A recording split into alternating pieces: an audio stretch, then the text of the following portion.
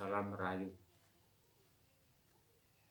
Kula nuwun ing dalu niki kula badhe ajar kidung rumeksa ing wengi. Niki kacetak kaping sepisan taun 1920. Dono mulya. Ana kidung rumeksa ing wengi. Teka ayu luputa ing lara. Luputa pirai kabeh. Jin setan datan purun paneluhan tan ana wani. Miwah penggawe ala gunane wong luput. Geni atemah tirta maling tan ana ngarah mring mami guna duduk pan sirna.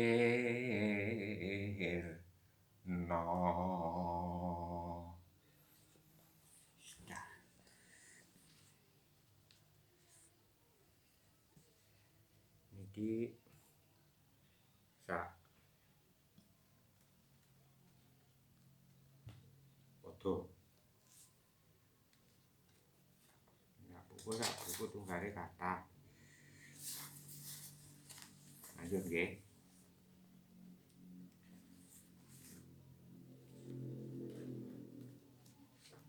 Iki arep malih.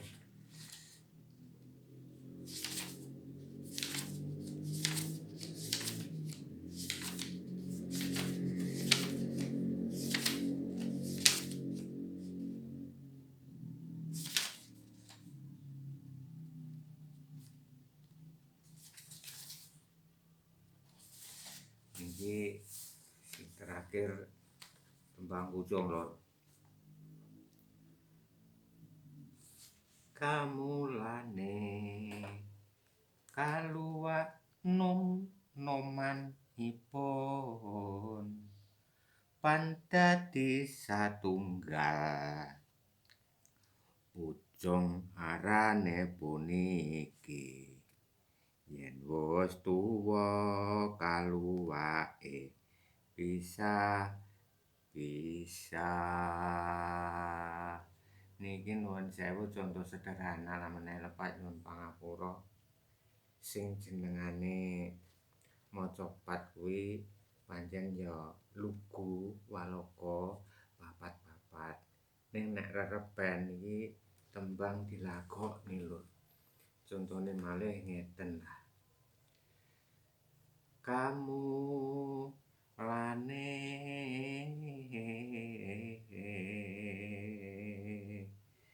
kaluwak nomanipun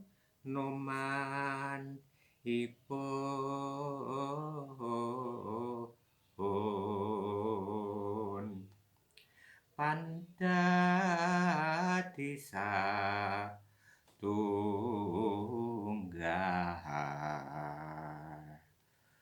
Pucung arane puniki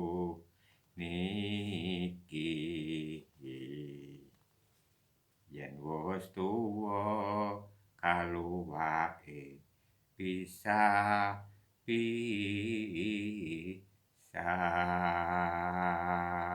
Pun bareng ini niki kan enten jarwane gak jane.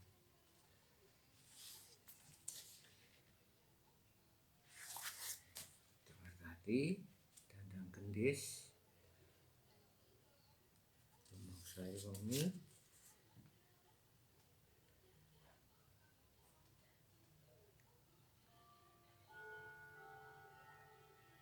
Akeh iki berat.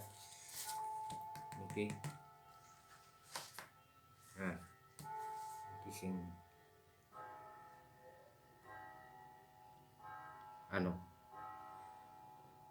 macapat lan rerepen. Serat Perang Reh anggenipun SK Pakubuwana kaping sekawan niki. Nek sing iki Serat Kidungan Danamaya Juni 1920. Wonten malih sing asri wonten Rak Bingking iki tulisane Kadhiawrat basa Jawa, tulisan Jawa, Jawa Legena. Lan duweni makna sing menggawe sak kawula niki awrat sanget. Awit saking niku nek dalu kula niki nggih ngeten iki lho, nek dalu pun serat buku napa mawon sarwa Jawi jangkep niku wonten. Mulai tetembangan makna jenis pusaka kados ngeten iki, maknane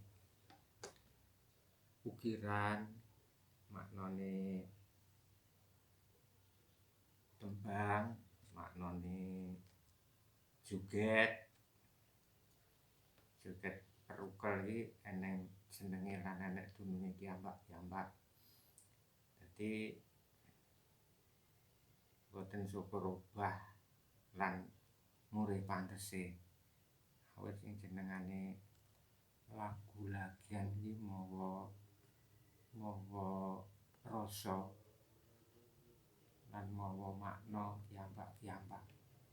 Contone pangbuka, isi, panutup sing jelas niku.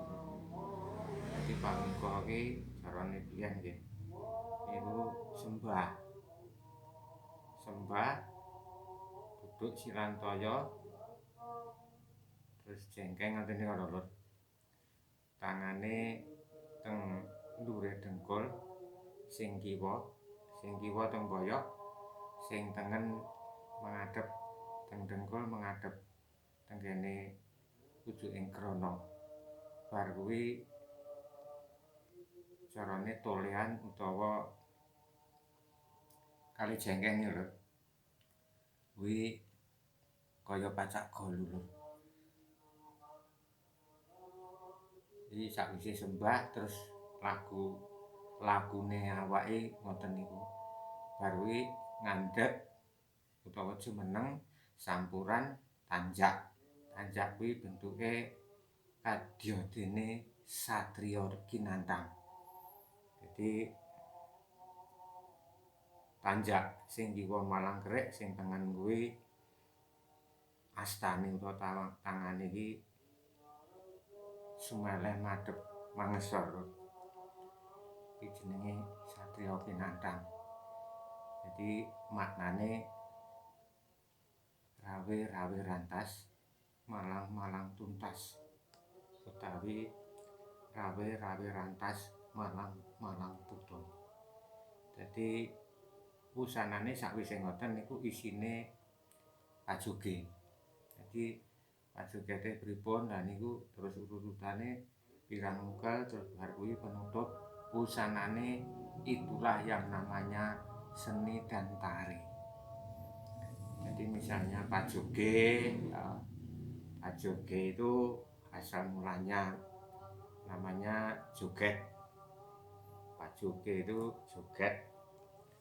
Terus karena joget itu harus diatur, jadi namanya apa itu nek diparakne teng Jawa Kathik Timur kuwi pajoge terus ditata dimen guyub jenenge tayub. Jadi sing parane mriku niku sejene senes sing saking parane mungkin sing diarani joget utawi tari bedhaya. Jenis bedhaya napa-napa lho. Bedhaya teledhek tayub. Jenis bedhaya napa-napa. Awit kula mangkelek matur tentang bedhaya. Temane bedhaya niku menggawe kula dereng trep lan dereng pas. Rasane ati tenan mboten nilok awit bedhaya niku wonten sing awrat sanget lampahipun lan menungso limrah mboten wajib nglampahi atau mboten wajib nggunakake. Dadi contone wae bedhayane tledek itu ada sendiri. Jadi makna tari itu arahnya kan kemana-mana. Seni tari, tari riau kendang, begini sing kabaril, konon kabarnya itu tari kendang itu yang berada di Tulungagung, kalau saya mengatakan begitu saja. Tari riau kendang yang berada di Tulungagung, atau tari remong yang berada dari Jawa Timur, misalnya Surabaya, seperti itu. Jadi tari remong dari bedhaya, apa yang namanya lain-lain itu pandak, terus bedhaya tledek ketoprak, nah gitu, sehingga macam-macam makna dan macam-macam namanya, idealat dan idealeknya memang banyak, begitu loh. Pirang menit?